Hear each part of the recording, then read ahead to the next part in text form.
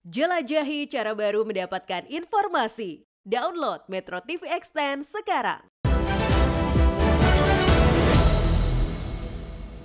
Aroma cawe-cawe di balik percepatan pilkada.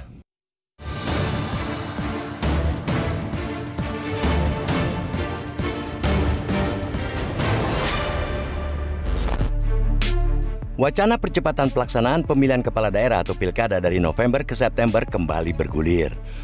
Kali ini, pemerintah disebut sudah siap menerbitkan peraturan pemerintah pengganti undang-undang atau Perpu. Untuk mengubah bulan pelaksanaan pemungutan suara pilkada, memang diperlukan revisi undang-undang. Hal itu karena Undang-Undang Nomor 10 Tahun 2016 tentang pilkada telah mengamanatkan pilkada mendatang terlaksana pada November 2024. Perpu menjadi pilihan untuk merevisi, sebab pembahasan revisi undang-undang melalui proses legislasi di DPR dipandang akan memakan waktu lama, padahal tahapan pilkada akan segera dimulai. Keterbatasan waktu tersebut menjadi alasan hal ihwal kegentingan memaksa sebagai syarat penerbitan Perpu. Bisa dibilang, ini kegentingan memaksa yang dipaksakan. Kenapa begitu?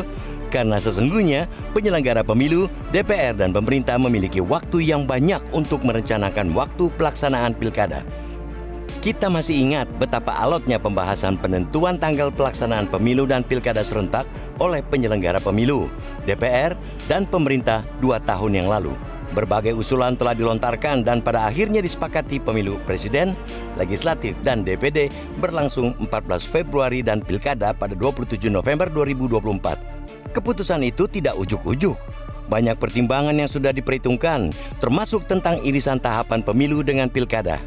Setelah pemungutan suara pemilu, perlu jeda yang memadai untuk mengantisipasi sengketa hasil pemilu, khususnya pada pemilihan anggota DPRD.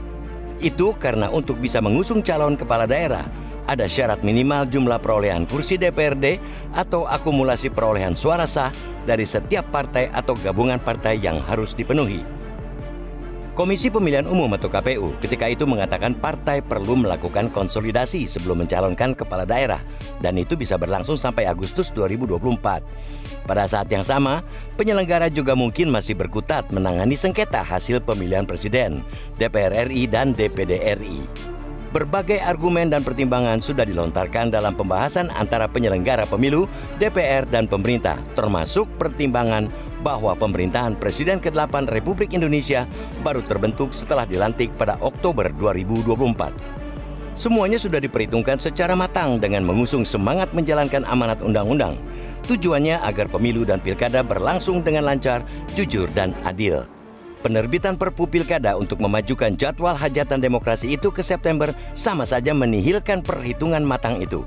Kini, kekhawatiran penyelenggaraan pemilu akan kewalahan menangani tahapan pemilu sekaligus pilkada datang kembali.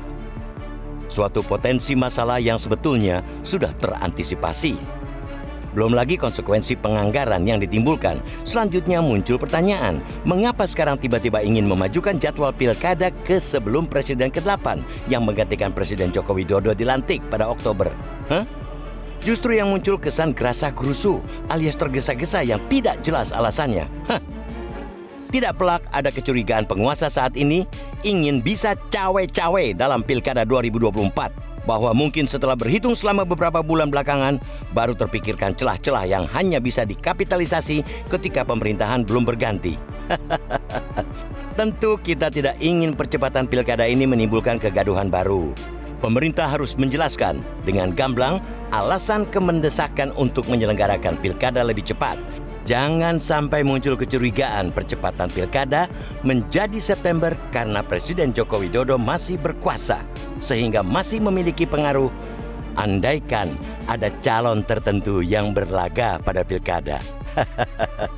Jadi, wajar ada kecurigaan publik seperti itu di balik percepatan pilkada pada September.